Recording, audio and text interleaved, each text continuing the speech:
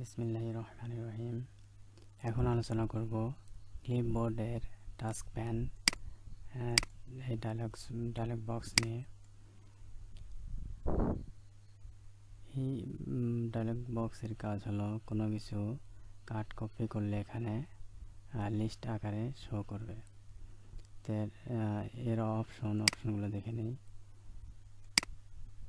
এই option show office clipboard icon on taskbar, এটা tick mark দেওয়া থাকলে এখানে আইকন শো করবে। দেখুন আমার আইকনে যে এই আইকনটা এখানে শো করবে।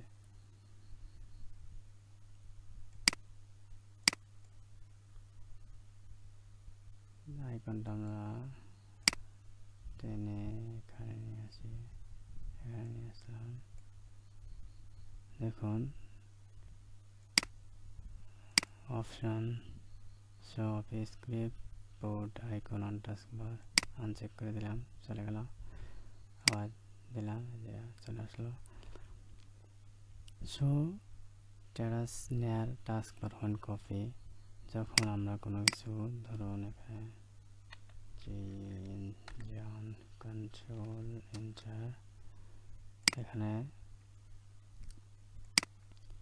জানুয়ারি লিখলাম, কন্ট্রোল সি, দেখুন এখানে মানে নোটিফিকেশন দেখা যাচ্ছে। অর্থাৎ অপশন এটা চেক মার্ক দেওয়া থাকলে এখানে নোটিফিকেশন আসবে। এখানে একটা লিস্ট এখানে দেখা যাচ্ছে। Collect without showing office clipboard, এই অপশন টিক মার্ক দেওয়া থাকলে এই ক্লিপবোর্ড ওপেন ছাড়াও আমরা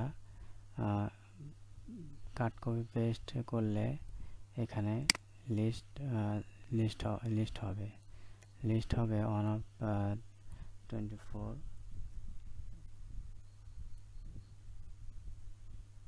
তারপরে দেখি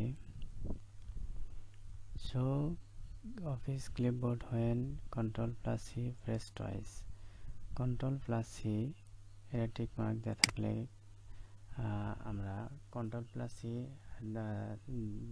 দুইবার প্রেস করলে এই ডায়লগ বক্স অটোমেটিক ওপেন হবে। তো আমরা দেখি Ctrl+C, দেখুন এখানে অটোমেটিক ওপেন হয়েছে। তারপর নেক্সট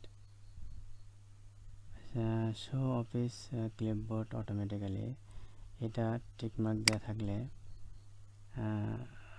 ক্লিয়ার করি এই অংশ। এটা টিক মার্ক দেওয়া থাকলে আমরা কোনো কিছু দুইয়ের অধিক কপি করলে এই ডায়লগ বক্স অটোমেটিক ওপেন হবে। তো আমরা দেখি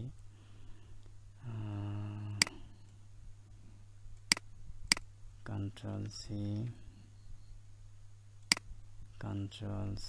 দেখুন দুইয়ের অধিক কাট কপি করলে এই ডায়লগ বক্স অটোমেটিক ওপেন হবে। তো এটা সুবিধা হলো, দেখুন কপি করলাম, এখানে সিরিয়াল বাই সিরিয়াল কপি হবে।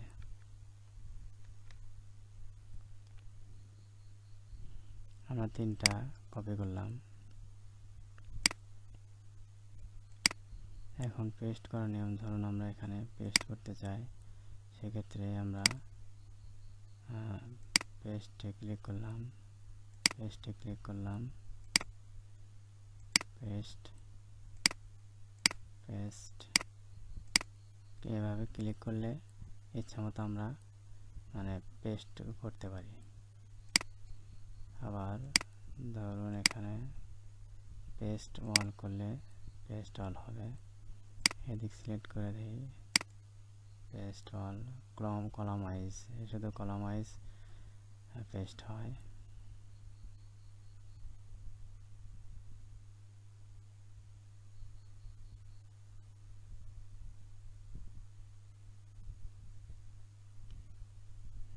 এখানে সর্বোচ্চ 24টা কাট পেস্ট লিস্ট আকারে আমরা দেখতে পাবো।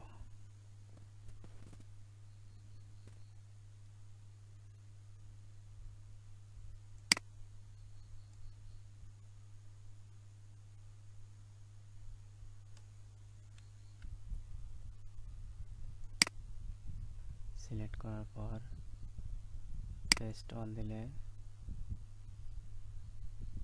আচ্ছা দেখি, পেস্ট অল দিলে সবগুলো একসাথে পেস্ট হবে। চাইলে আমরা ক্লিয়ার অল করতে পারি।